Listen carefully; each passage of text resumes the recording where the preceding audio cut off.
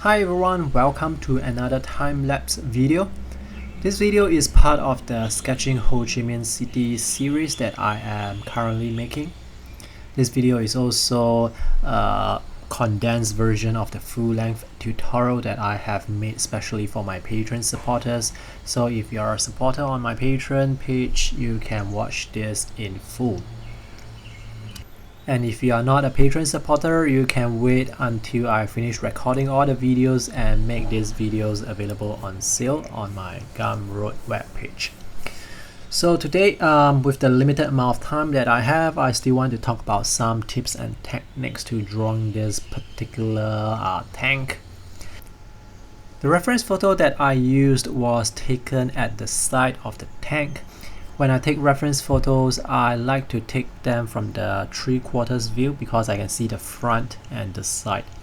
So when drawing, it will be easier for me, and it also conveys a bit more information to the person who is looking at your sketch because you have the front and the side, and it also gives me a stronger silhouette. So when people look at the outline of the subject, they will immediately be able to tell what it is. Sketching mechanical objects such as machinery, vehicles can be quite fun. If there are a lot of parts to it, then it can get quite tedious. Now for this particular tank, it's not that tedious because there are only a few parts. I also try to simplify whatever that I can see. Basically, when you draw the general shape, you must make sure that the shape has some form. After that, you can fill in the little details and draw the surrounding to give this sketch some context. As you see earlier, I use a red pencil to draw the poles and the lines that are surrounding the tank. So this is what I would consider a mixed media pen and ink watercolor sketch. And now I'm drawing the background to give this scene a bit more context. The background helps by giving this sketch a bit more perspective, more depth of field.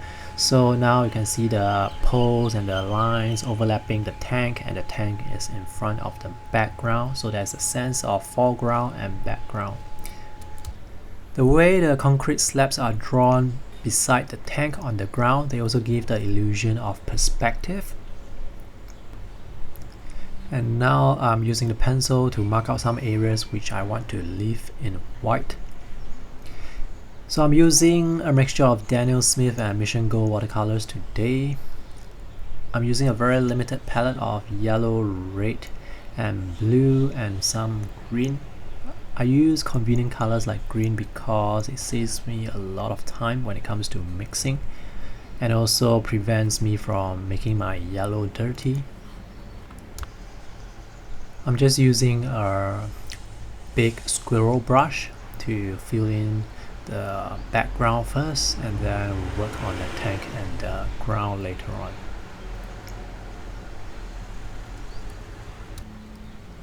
As I look at the sketch right now, I realize something that I've forgotten to draw.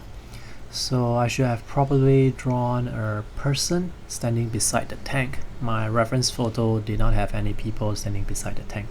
And the reason for including people inside your scene is because everyone knows how big a person is, and when a person is standing beside the tank, the person who is looking at your sketch will be able to tell how big the tank is by comparison.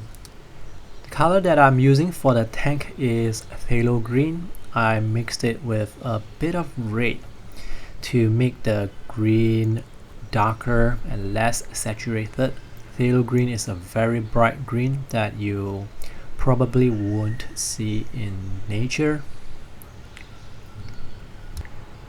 This is a very nice green that can turn dark very quickly, and when you look at trees in nature, the shaded side is usually very dark, maybe even close to black. And phthalo green is a color that I like to use when coloring the shaded parts of trees. For the yellow parts of trees, I like to use yellow mixed with blue, or I can use blue mixed with another green.